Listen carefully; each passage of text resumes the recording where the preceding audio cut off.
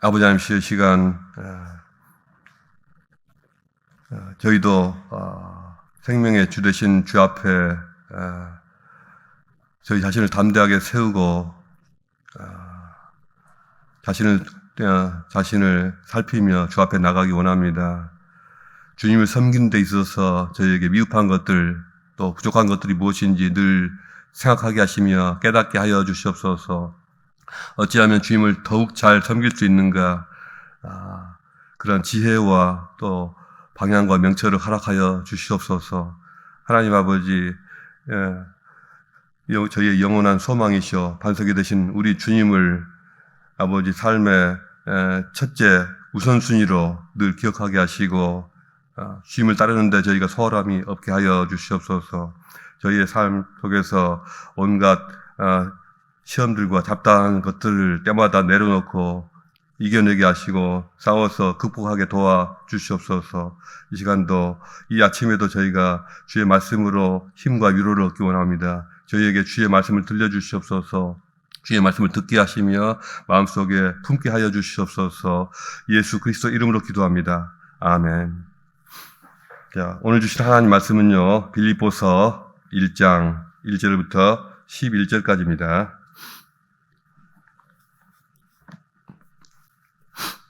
빌립보서 1장 1절부터 11절까지 함께 읽겠습니다. 그리스도 예수의 종 바울과 디모데는 그리스도 예수 안에서 빌립보에 사는 모든 성도와 또한 감독들과 집사들에게 편지하노니 하나님 우리 아버지와 주 예수 그리스도로부터 은혜와 평강이 너희에게 있을지어다. 내가 너희를 생각할 때마다 나의 하나님께 감사하며 간구할 때마다 너희 무리를 위하여 기쁨으로 항상 간구함은 너희가 첫날부터 이제까지 복음을 위한 일에 참여하고 있기 때문이라. 너희 안에서 착한 일을 시작하신 이가 그리스도 예수의 날까지 이루실 줄을 우리는 확신하노라. 내가 너희 무리를 위하여 이와 같이 생각하는 것이 마땅하니 이는 너희가 내 마음에 있으며 나의 매임과 복음의 변명함과 확증함에 너희가 다 나와 함께 은혜에 참여한 자가 됨이라. 내가 예수 그리스도의 심장으로 너희 무리를 얼마나 사모하는지 하나님이 내 증인이시니라. 내가 기도하노라. 너희 사랑을 지식과 모든 총명으로 점점 더 풍성하게 하사 너희로 지극히 선한 것을 분별하며 또 진실하여 허물 없이 그리스도의 날까지 이르고 예수 그리스도로 말미암아 의의 열매가 가득하여 하나님의 영광과 찬송이 되기를 원하노라. 아멘. 오늘 나누실 말씀의 제목은 어려울 때 힘이 되는 성도들입니다. 빌립보 교회는 사도 바울이 2차 전도 여행 중에 개척한 유럽 최초의 교회입니다. 에베소 교회나 또는 고린도 교회처럼 그곳에 장기간 머물면서 양육한 그런 교회는 아니지만 그럼에도 불구하고 이 빌립보 교회는 사도 바울과 지속적으로 매우 특별한 유대 관계를 유지하고 있었습니다. 1장 8절에서 그는 내가 예수 그리스도의 심장으로 너희 무리를 얼마나 사모하는지 하나님이 내 증인이시라고 상당히 격정적으로 고백했고요. 또 4장 1절에서는 나의 사랑하고 사모하는 형제들, 나의 기쁨이요 면류가 아닌 나의 사랑하는 자들이라고 또 격하게 표현합니다. 이것은 단지 그들을 키운 목회자적 사랑 때문이었을까요? 제가 알기로는 또 다른 이유가 있습니다. 오늘은 그 이유에 대해서 한번 생각해 보겠습니다. 빌립보서는 옥중서신 중에 하나입니다. 사도 바울이 로마의 시위대 감옥에 갇혀 있을 때 작성한 것으로 추정이 됩니다. 바울이 빌립보 교회에 이 서신을 보낸 이유는, 첫 번째 이유는요, 다른 바울 서신들과 마찬가지로 교회와 성도들을 이단 사상들로부터 보호하고 믿음이 연약한 그들을 위로하고 권면하여 하나님의 백성답게 살아가도록 돕기 위함이었습니다. 그런데 이 서신을 보낸 또 다른 목적이 있었는데요. 자신이 옥에 갇혀 있을 때 그에게 많은 도움을 주었던 이 교회의 사랑과 섬김에 감사를 표하기 위해서였습니다. 사도 바울은 선교 여행을 시작했던 초기부터 마지막까지 늘 외로운 처지였다고 할 수가 있습니다. 후대에 와서 특히 이 종교개혁 이후로 사도 바울을 매우 높게 평가하게 되었지만 적어도 그 당시만 해도 그를 알아주는 사람이 거의 없었던 것은 물론이고 심지어 그리스도인들에게 있어서도 사도 바울은 의외로 큰 존경을 받거나 명성을 날리던 인물은 아니었습니다. 존경과 명성으로 하자면요, 베드로와 요한을 필두로 한 사도들이 최고였고요. 또한 권위로 따지자면 예루살렘 교회의 리더였던 야고보를 가장 중심적인 인물로 여기던 그런 시대였습니다. 어쩌면 그가 예수 믿기 이전에 교회를 핍박했던 전력도 있었고 또 예루살렘의 사도들과도 별로 친하지 않은 상태에서 단독으로 복음을 전하다 보니 성도들조차도 의심적인 눈초리로 쳐다보곤 했던 것 같습니다. 사도 바울은 이렇게 믿는 사람에게나 믿지 않는 사람에게나 또 유대인에게나 헬라인에게나 큰 주목을 받지도 환영을 받지도 못하는 그러한 처지였습니다. 이런 그가 감옥에 갇히게 되었을 때도 그의 고통을 함께 나누고 위로하기는커녕 심지어는 고소하다고 생각하는 그러한 사람들까지도 있었습니다. 로마에서 바울은 처음에는 가택연금 상태였던 것으로 보입니다. 사도행전의 마지막 부분을 보면요, 거기서는 자유롭게 사람들을 만날 수도 있었고 찾아오는 사람들에게 성경을 가르칠 수도 있었습니다. 그러나 네로 황제가 기독교에 대해서 적대적인 태도로 돌아선 이후로 바울은 시위대 감옥으로 이송되었습니다. 이때 바울은 자신의 죽음이 임박한 것으로 느꼈던 것 같습니다. 그는 시위대 감옥 안에서 깊은 기도와 영성으로 그리스도의 향기를 나타내었고, 그래서 빌립보 성도들한테도 기뻐하세요. 다시 말씀드립니다. 기뻐하세요. 이렇게 고면하는 그러한 큰 스승일 수 있었습니다. 이렇게 해서 또한 그는 시위대 안에서조차 함께 갇혀있던 사람들에게 큰 복음을 전할 수가 있었습니다. 그러나 실제로 시위대 감옥 안에서 그의 생활은 너무도 열악하고 외로웠습니다. 나이는 이미 고령이 되어가고 있었고 유대에서 체포됐을 때부터 수년 동안 이어진 구금 생활로 인해서 몸도 많이 쇠약해져 있었습니다. 곁에서 도와줄 사람도 극소수였고 심지어는 먹을 것이나 생활의 가장 기본적인 필요조차도 챙겨줄 수 있는 사람이 없었던 것 같습니다. 그에게 정기적인 면회를 오거나 돌봐주는 사람도 마땅히 없었고 언제 그에게 무슨 일이 생길지조차 알 수가 없는 상황이었습니다. 그런데 이럴 때 전혀 예상치도 못했던 빌립보 교인들이 그를 찾아왔던 것입니다. 그리고 그에게 필요한 의복이나 생활용품을 마련해주고 또 얼마간의 돈까지 챙겨주었습니다. 사도 바울은 가장 외롭고 힘든 시간에 찾아온 이들의 사랑을 잊을 수 없는 것입니다. 만약 어느 누구라도 사도 바울과 같은 상황 속에 있었다면 빌립보 성도들의 그 정성과 마음 씀씀이는 크나큰 위로가 되고 힘이 되었을 것입니다. 하물며 복음을 위해 자신의 모든 것을, 자신의 평생을 전부 바치고 이렇게 늙고 지친 사도에게 있어서 그것은 너무나도 은혜로운 경험이었던 것 같습니다. 사도 바울은 이들의 방문과 여러 가지 도움이 자신에게 어떤 의미였는지를 이렇게 표현하고 있습니다.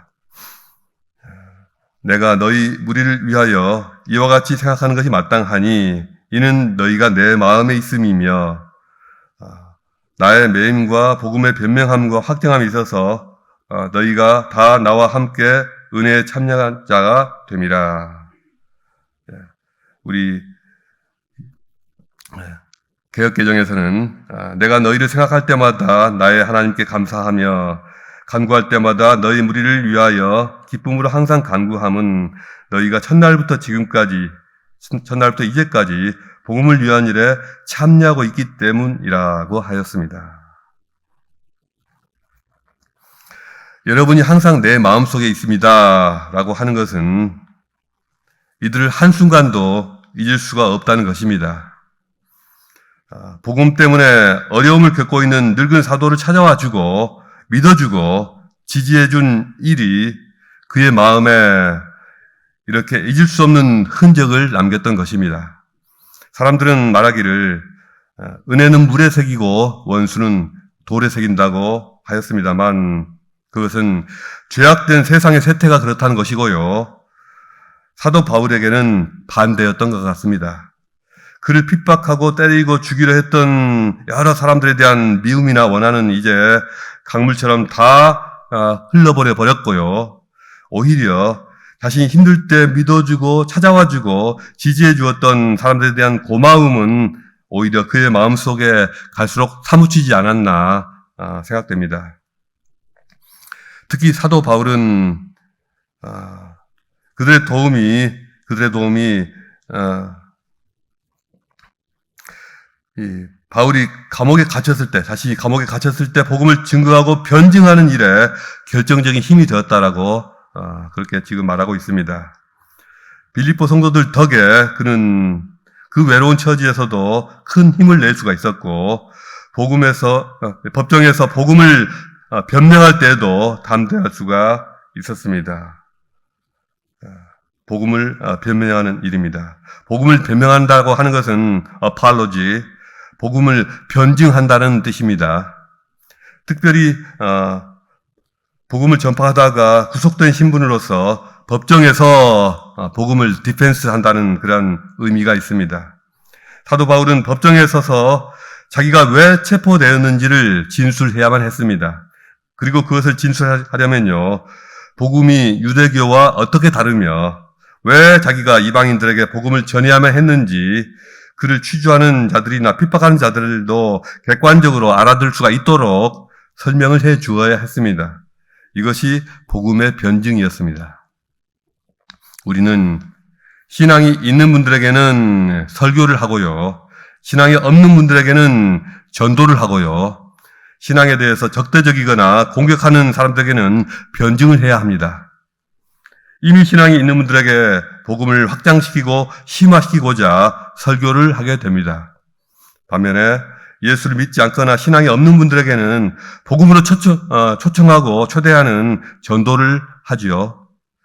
저는 전도하는 분들을 정말 존경합니다. 저도 전도를 해보긴 했지만 정말 쉽지가 않습니다. 그런데 기독교나 교회의 적대적인 사람들, 교회를 공격하는 사람들에 대해서는 설교도 안 되고 전도도 안 통하니 다른 방식으로 접근을 해야 합니다. 성경과 기독교를 공격하고 헐뜯는 그들의 말을 논리적으로 반박하고 타당한 이유와 근거를 들어서 복음을 변호하며 싸우는 일을 우리는 변증이라고 합니다. 그래서 설교학과 전도학 그리고 변증학이 제각각 따로 있고 서로 다른 분야들입니다. 설교와 전도와 변증이라는 이 세 가지 분야 중에 어느 한 가지라도 제대로 잘 해내기가 어렵습니다. 저 같은 경우도 다른 것은 고사하고 설교조차도 아직 쉽지가 않습니다. 그런데 사도 바울은 설교, 전도, 변증 이 세 가지 중에서 어떤 것을 주로 했을까요? 그 세 가지를 전부 다 하고 있었습니다. 게다가 그는 이 세 가지에다가 더해서 필요에 따라서는 양육까지도 감당해야 했습니다. 엄청난 에너지가 필요하고요, 엄청난 영성이 필요되는 그런 영성이 요구되는 일입니다. 에이, 사도 바울이니까 당연한 거 아니냐라고 생각하신다면 물론 그렇기는 합니다. 그러나 바울도 사람입니다. 천재적인 역량과 큰 재능을 가진 사람일수록 오히려 곁에서 돌봐주고 격려해줄 사람이 더욱 필요한 법입니다. 사실 사도 바울은 우리가 생각했던 것처럼 그렇게 강철 심장을 가진 사람은 아니었습니다. 자신을 지지해주는 사람이 한 명도 없는 가운데 적토마를 타고 방천 화국을 휘두르며 적진을 휘젓는 여포 같은 사람이 아니라 오히려 섬세하고 예민한 분이었습니다. 지나치게 좀 신격화된 측면이 있어서 그렇지 오히려 예민한 그런 편에 가까웠습니다. 의기소침해지기도 하고 또 기가 죽기도 했던 분입니다. 그에게도 사랑하는 믿음의 형제들의 또 자매들의 사랑과 지지가 필요했습니다. 때로 복음 전도의 문이 열렸음에도 불구하고 그가 가장 신뢰하던 디도가 오지 않았기 때문에 마음이 편치 않아서 복음을 전하지 못하고 다른 곳으로 떠난 적도 있었습니다. 디모데후서 끝부분에 보면 이때 외로움이 얼마나 심각했는지를 알 수가 있습니다. 내가 처음 변명할 때 나와 함께 한 자가 하나도 없었고 다 나를 버렸으니 저희에게 허물을 돌리지 않기를 원하노라고 하고 있습니다. 특히나 감옥에 갇혔을 때 바울은 너무도 절망한 나머지 절망은 아닙니다만 너무도 힘이 없어서 영적 침체에 빠져 있었던 것 같습니다. 그런데 생각지도 않게 빌립보 교인들 중에 몇 명이 감옥으로 그를 찾아와서 그에게 큰 힘이 되어 주었습니다. 또한 재판정에 풀려나갔을 때도 내내 함께 있어 주었습니다. 그가 법정에 섰을 때 그들은 뒤에 자리를 잡고 앉아서 지켜주었고 내내 그를 위하여 기도해 주었습니다. 물론 빌립보 교회 성도들이 바울의 이러한 사정을 다 알고 사람을 보낸 것은 아니었을 것입니다. 그의 형편이 여의치 않다는 것만 대충 짐작했고 서로가 힘을 얻고 힘을 나누기를 원했을 것입니다. 그러나 결과적으로 바울에게 있어서 이것은 그들이 상상하지도 못했던 큰 위로와 격려가 되었습니다. 결과적으로 하나님의 복음의 사역에 얼마나 큰 도움이 되었는지 모릅니다. 사도 바울은 사랑하는 성도들이 재판정 뒷자리에 앉아서 자리를 지켜주며 자기를 위하여 내내 기도하는 것을 보았을 때 수많은 고소자와 재판관들 앞에서 한 마리의 사자로 돌변하였습니다. 그는 그 유명하고 학식이 있는 사람들 앞에서 지금까지 자신도 생각지도 못했던 것을 말했으며 예전에 아무에게도 말하지 않던 것들을 쏟아내며 사자후를 토할 수가 있었습니다. 대개 연설하는 분들은요, 수많은 청중들 앞에서 누구와 눈이 가장 많이 마주치는 줄 아십니까? 누가 알아봤더니 그들의 아내라고 합니다. 자기 아내가 끝까지 자리를 지켜주고 말을 경청해주고 눈빛으로 호응해줄 때 큰 힘을 낸다고 합니다. 제 새벽 설교가 가끔 좀 힘이 딸리는 것은 혹시 제 아내가 없어서 그런 게 아닌가라고 생각하실 분이 계십니까? 아닙니다. 저는 우리 장로님들과 권사님들 때문에 힘이 납니다. 몇 개월 전에 우리 세움교회는 태국에서 사역하시던 한 선교사님 가정을 초청하여 은혜를 많이 나누었습니다. 선교지 소식을 보고받으면서 하나님께서 선교 현장에서 어떤 일을 이루고 계시는가를 우리 모두 알 수가 있었습니다. 그분들은 아마도 호주에 올 때에 며칠간 푹 쉬었다 가겠지 이렇게 생각했을 수도 있습니다. 그런데 시드니에 머무는 2주 동안 매일매일 다른 분들이 나서서 식사 대접도 하시고 관광도 시켜주시고 또 교제 시간도 가졌습니다. 하루도 빠짐없이 그렇게 했던 것 같습니다. 그 젊은 선교사님들은 적지 않이 놀랐던 것 같습니다. 왜 이렇게 잘해주세요? 그랬다고 들었습니다. 저는 그분들 중에 끼지 못했던 것을 지금 반성하고 있습니다. 그 잘생기고 부침성이 좋던 그 선교사님들도 시드니에 있는 동안에는 왜 이분들이 이렇게 잘해주지 하고 놀랐을 수 있지만 다시 그 고된 선교 현장에서 이리 그르고 저리 채이면서 아마도 늘 생각이 날 것입니다. 하나님께서 그분들 통해서 우리를 크게 위로하고 격려하셨구나. 우리를 믿어주시는구나. 우리는 외롭지 않구나. 전능하신 주님의 손길이 우리와 함께 있구나. 한국교회가 갈수록 성도들이 줄어들고 힘을 잃어가고 선교 지원이 줄어가지만 그러나 우리는 외롭지 않다. 하나님이 이렇게 마음이 따뜻하고 우리를 인정해주는, 우리를 믿어주는 너무나도 아름다운 하나님의 사람들을 지금도 만나게 하시는구나. 이렇게 생각하시지 않겠습니까? 사도 바울이 했던 이 말을 잊지 마시기 바랍니다. 내가 예수 그리스도의 심장으로 너희 무리를 얼마나 사모하는지 하나님이 내 증인이시니라. 사도 바울이 이렇게 말했던 것은 목회자로서의 내리사랑도 있지만 그 이상으로 사무치는 고마운 마음 때문일 것입니다. 이 땅에 하나님의 선교 사역이 죽지 않고 살아있는 한, 그리고 이 땅에 복음이 살아있는 한, 이러한 특별한 만남과 위로와 채워짐이 있는 그런 감동의 사건들은 늘 있을 것입니다. 그 특별한 시간에 바로 여러분들이 주인공이 되시기를 주님의 이름으로 축원드립니다. 오늘 말씀 묵상하시면서 기도하는 시간 갖겠습니다. 이제 자유롭게 기도하시다가 돌아가시겠습니다. 유튜브로 이 화면을 시청하시는 여러분들도 지금 따로 기도의 시간을 주님 앞에서 갖기를 권면드립니다.